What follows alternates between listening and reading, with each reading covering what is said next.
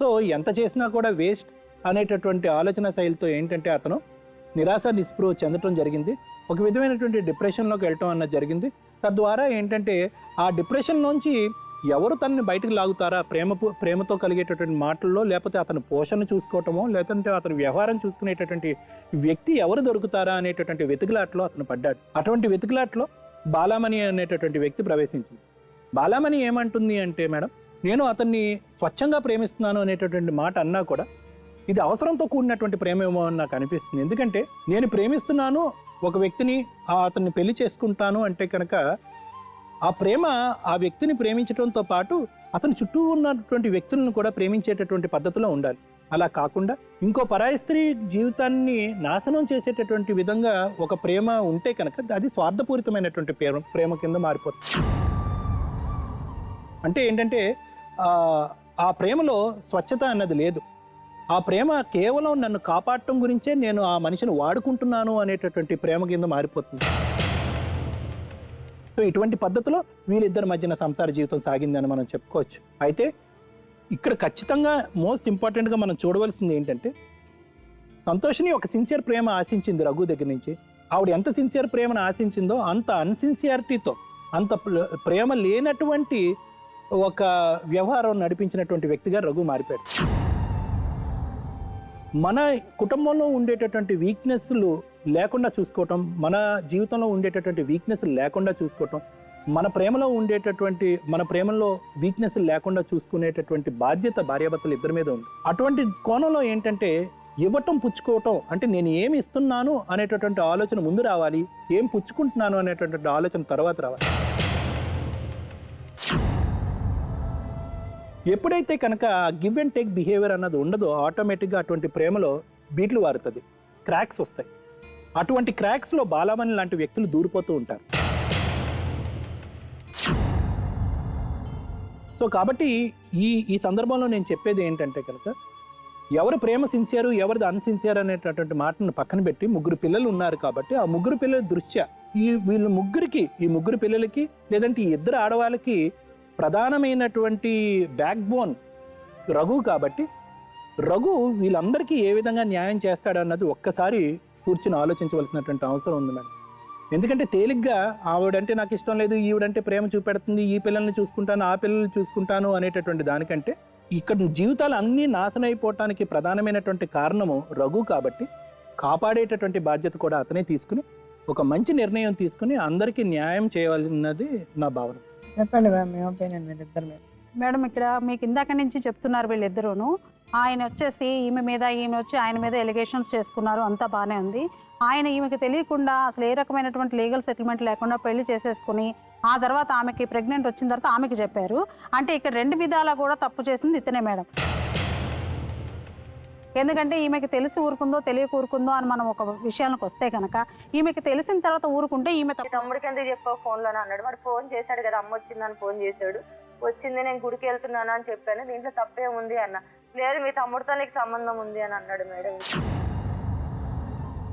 అసలు ఎంత భరించాలో, అసలు ఏం చెయ్యాలో కూడా కాళ్ళు చేతులు ఆడలేదు మేడం. ఇంకా అన్నీ అంటే కొంచెం భరించుకుంటా తోసుకుంటా వచ్చాను. సొంతన్న తోడబుట్టిన తమ్ముడితో అనేటప్పటికి నేను పడలేకపోయాను మేడం. అప్పటికైనా ఓర్చుకుని అసలు ఏమైంది, నీకు ఏమైనా మెంటల్ పట్టుకుందా, ఎందుకు అలా మాట్లాడుతున్నావు, ఎందుకు అలా చేస్తున్నావు, నాకు వద్దంటే చెప్పు, ఇలాగ వెళ్ళిపోతాను, నిన్ను ఏమనను, నేను ఇలాగ వెళ్ళిపోతాను కానీ నాకు ఇలాంటి నిందలు వేయొద్దానన్న. లేదు మీ తమ్ముడితో ఉంది, నేను పనికాడికి వెళ్ళిపోతుంటే మీ తమ్ముడిని పిలిపించుకుంటున్నావు, నువ్వేం చేస్తున్నావు నాకు తెలుసు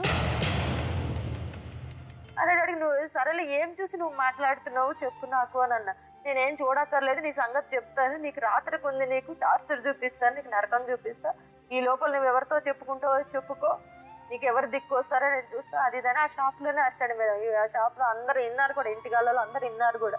వెళ్ళేటోడికి ఇక్కడ ఇలాగే నించుంటే ఈ రోడ్డు మీద ఆయన ఎన్ని మాటలైనా అంటాడు, ఆయనకి శుద్ధి లేదని చెప్పి నాకు లేకంటే పోతుందని నేను ఇంటికి వెళ్తానని ఇంటికి వెళ్ళిపోయాను మేడం. ఇంటికి వెళ్ళాక ఒక 10 నిమిషాలు కూడా ఆగలేదు మేడం.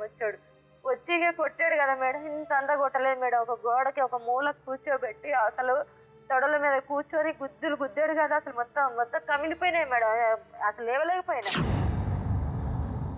ఎందుకు ఇలా కొడుతున్నావు, ఎందుకు ఇలా గుద్దుతున్నావు, నా తప్పేమి లేదు, అసలు తమ్ముడి మీద అంటున్నావు, నీ ఇష్టం వచ్చినట్టు అనుమానిస్తున్నావు, నేను ఏ తప్పు చేయలేదు అని అంటే ఒట్లేస్తావా అన్నాడు. ఒట్టేసాను మేడం. దేవుడి పూటలు పట్టంటే దేవుడి పూటలు పట్టాను మేడం. నీ కొడుకుల మీద ఒట్టేయంటే నా 2 బిడ్డల మీద ఒట్టేశాను మేడం. నేను ఇంతవరకు నేను ఏ తప్పు చేయలేదు, నాకు ఎందుకు ఇలాంటి నిందలు వేయొద్దు అని అంటే, లేదు మీ తమ్ముడితో నీకు సంబంధం ఉంది, అందుకే మీ తమ్ముడు పెళ్లి చేసుకోలేదు, నిన్ను చూస్తే పెళ్లి చేసుకోలేదు అని అన్నాడు మేడం. దేవత కుమారు వేషమా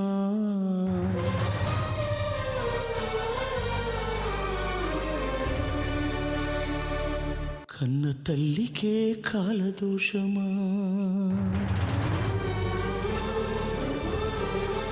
అక్కడికి 4 రోజులు అయిపోయింది మేడం. 4 రోజులు అయితే ఇంతలో మా అమ్మని ఊరు వెళ్ళారు మేడం. ఊర్లో ఇల్లు కడదామని చెప్పేసి ఊరు వెళ్ళారు. ఊరు వెళ్ళిన తర్వాత ఊరు వెళ్ళేటప్పటికి జరిగింది, కాకపోతే వీళ్ళకి నేను చెప్పలేదు ఇట్లా జరుగుతుందని. నేనేం చెప్పలేదు, నా దగ్గర ఫోన్ లేదు, ఆయనే తీసేసుకుని పగలగొట్టేస్తాడు. అంటే తెలిసిన వాళ్ళు ఉన్నారు, భార్యాభర్తలు. వాళ్ళ ఆవిడ మా ఇంటికి వచ్చింది. 18 సంవత్సరాల నుంచి పరిచయమే మేడం. జీవనరావు అని చెప్పేసి ఉన్నారు. వాళ్ళ ఆయన షాప్ దగ్గరికి వచ్చాడు మేడం. షాప్ దగ్గరికి వస్తే ఏమోదనా అన్నయ్య లేడానంటే, లేడయ్యా ఇంటి దగ్గర ఉన్నాను అన్న. పిల్లోడి గురించి కొంచెం మాట్లాడే 10th క్లాస్ కదా, ఎందుకు మానిపించారు స్కూల్ అది ఇది అంటే నేను ఏం చెప్పలేదు.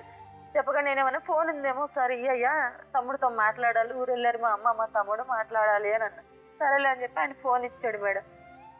ఫోన్ ఇచ్చి అమ్మ నెంబర్ చూసుకొని కలుపుతున్నాను. కలిపి అలా అమ్మ అని అనేటడికి అమ్మ సరేనమ్మా అని అన్నది. అనేటడికి ఆయనకి ఎవరో అంతలో పిలిచారు మేడం, బయట నుంచి బైక్ మీద వచ్చి ఆయనకి ఎవరో పిలిచారు. పిలిచేటడికి ఆయన ఏమన్నాడు, ఫోన్ మాట్లాడి నీ దగ్గర పెట్టుకోవద్దు, మళ్ళీ వచ్చి నేను తీసుకుంటానని చెప్పేసి ఆయన వెళ్ళిపోయాడు మేడం. వెళ్ళిపోయిన మనిషి మళ్ళీ రాలేదు మేడం. నేను అమ్మతోని తమ్ముడితోని మాట్లాడాను. అప్పటికైనా చెప్పలేదు ఇలా జరిగిందని. పెట్టేసినాక ఇంకా మామూలు 7:30 8 అయ్యేటప్పటికి ఆయన వచ్చేవాడు షాప్కి, నేను ఇంటికి వెళ్ళేదాన్ని. ఇంకా ఈయన వచ్చే టైం అయింది, ఆయన ఫోన్ తీసుకోవడానికి రాలేదు. మళ్ళీ ఇప్పటికే ఎన్నో అనుమానాలు ఉన్నాయి. మళ్ళీ ఆయన ఫోన్ తీసుకున్నానంటే మళ్ళీ నన్ను చంపేస్తాడు, ఏం చేయాలని అర్థం కాక ఫోన్ స్విచ్ ఆఫ్ చేస్తాను మేడం. స్విచ్ ఆఫ్ చేసి ఇలా పట్టుకున్నాను. మా ఆయన వచ్చాడు. నేనేం చేస్తాను, మామూలు దగ్గర పెట్టుకున్నా మేడం. దగ్గర పెట్టుకున్నా సరేలే ఇంకెళ్ళు అని అన్నాడు. సరేలే అని చెప్పేసి ఇంటికి వెళ్ళి ఒక సెల్ఫ్లో పెట్టేశాను మేడం ఆ ఫోన్. మళ్ళీ ఆయన రాలేదు. ఆ పొద్దున్న ఏం జరిగిందో తెల్లారి 2వ రోజు వాళ్ళ ఆవిడ మా ఇంటికి వచ్చింది. వస్తే నేను కూడా ఏం చెప్పలేదు, మామూలుగా ఇలా అయ్యింది లేదా మీ ఆయన దగ్గర ఫోన్ తీసుకున్నా అని చెప్పేసి ఇచ్చేసిందా. నాకు ఈ టెన్షన్ ఈ బాధ బతుకు ఉండేది కాదు నాకు. నేను చెప్పలేదు. చెప్పకుండా ఉండేటాడికి ఏమైంది, మా చిన్న అబ్బాయి ఆమెతో చెప్పాడంట, పిన్ని ఇట్లా ఏమైందిరా మమ్మీ అలా ఉంటుంది, 4 రోజుల నుంచి నేను గమనిస్తున్నా, ఎందుకు అలా ఉందంటే, పిన్ని రామ్మ మీద అనుమానం కట్టాడు డాడీ, నీ లవరా నీ మొగుడా అని చెప్పేసి ఎన్నో రకాలుగా అడిగాడు పిన్ని, చాలా కొట్టాడు, ఫోన్ పగలగొట్టేశాడు, మా మమ్మీది ఫోన్ పగలగొట్టేశాడు పిన్ని, అందుకే నిన్న నీకు ఫోన్ అడిగిందంట మమ్మీ. చెప్పేటప్పుడు మరి ఆమె వెళ్ళి వాళ్ళ ఆయనకి చెప్పిందేమో నాకు తెలియదు మేడం. ఇంకా అప్పటి నుంచి ఆయన రాలేదు మేడం. ఆయన వస్తే ఇచ్చేద్దామని నేను షాప్కి వెళ్ళినప్పుడు పట్టుకెళ్తున్నాను మేడం. మళ్ళీ ఇంటికి వచ్చినప్పుడు తీసుకొచ్చేస్తున్నాను. ఆయన షాప్ దగ్గరికి రాలేదు 4 రోజులు. 4 రోజులు అప్పటికి అటు ఇటు చేస్తూ వారం అయిపోయింది మేడం. అప్పటికి మా ఆయన మామూలు దేనికో దేవులెట్టప్పటికి ఒక ఫోన్ కనిపించిందంట. కనిపించిన రోజు నన్ను అడగలేదు. అడగకంటే 2 రోజులు మనసులో పెట్టుకొని ఏదో ఒకటి గొడవ చేయడం, నాకు అది చేయట్లేదు ఇది చేయట్లేదు, నువ్వు ఇంట్లో సంసారం చేయడానికి లేవు, నీకు వేరే మైండ్లు పట్టుకున్నాయి, నీకు వేరే పిచ్చిలు పట్టుకున్నాయి అన్నీ మాట్లాడుతుండు. నాకు అర్థం కాలేదు మేడం. ఇంకెప్పుడు అనే మనిషే కదా అనుకోనిలే అని చెప్పేసి ఇంక మా తమ్ముడితో ఏ రోజైతే అన్నాడు, ఇంకా ఆ రోజుతోనే ఇంకా ఉన్నానంటే ఉన్నాను, అంతే జీవంగా ఉన్నాను నేను. 2వ రోజు ఫోను పట్టుకొని షాప్కి వచ్చిండు మేడం. నా చేతిలో మామూలుగా ఉండే కదా, మా తమ్ముడి విషయంలో అనుమానం కట్టిన తర్వాత మళ్ళీ మా తమ్ముడు నాకు ఫోన్ తెచ్చిండు. అడిగితే ఇంకో ఫోన్ ఏంటి అని అంటే ఇంకా నాకు అర్థమైంది మేడం, ఆ ఫోన్ చూసినట్టున్నాడు అందుకే అడిగాడు అని చెప్పేసి నేనేమన్నాను మేడం, ఇట్లా జీవనరావు షాప్ కాడికి వస్తే నేను అడిగి తీసుకున్నాను ఫోన్, మా అమ్మలతో మాట్లాడడానికి తీసుకున్నాను. వారం రోజులు నీ దగ్గర ఫోన్ ఉంచుకున్నావు అంటే ఏం లేకంటే ఉంచుకుంటావా నువ్వు? ఆవిడ మోసం చేద్దాం అనుకున్నావు, ఆవిడ వెళ్ళి కేసు పెట్టింది. మరి మోసం చేయకుండా ఆవిడ చెప్పకుండా ఎట్లా చేసుకుంటాం ఇంకో పెళ్లి? వాళ్ళ నాన్న మంచోడు కాదు కాబట్టి ఈవిడ పెళ్లి చేసుకుంటావా? అమ్మాయికి చెప్పాలా లేదా ఈ పెళ్లి చేసుకునే ముందు? ఎందుకు చెప్పలే? నువ్వు దొంగవు కాబట్టి చెప్పలే, నువ్వు మోసగాడవు కాబట్టి చెప్పలే. మరి అంతే. అవును, మరి నువ్వు మంచోడు అయితే 2వ పెళ్లి ఎందుకు చేసుకుంటావు? నీకు సిగ్గున్నాడు అయితే చెప్పి కదా చేసుకోవాలి.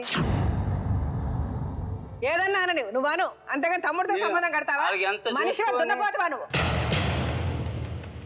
మాట అంటే నువ్వు కొట్టడానికి నువ్వు ఎవడవి? నచ్చపోతే పెళ్ళాన్ని పంపించాయి, నువ్వెవడో కొట్టడానికి?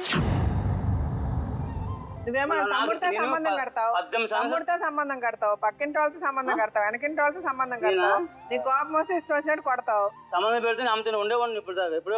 అంటే అంత భయంకరమైన అమ్మాయి ఎవడ? 4 సంవత్సరాలు అవుతుంది డాడీ అని పిలవక, 4 సంవత్సరాలు అవుతుంది మాట్లాడలే, ఆయన కూడా వస్తుంది.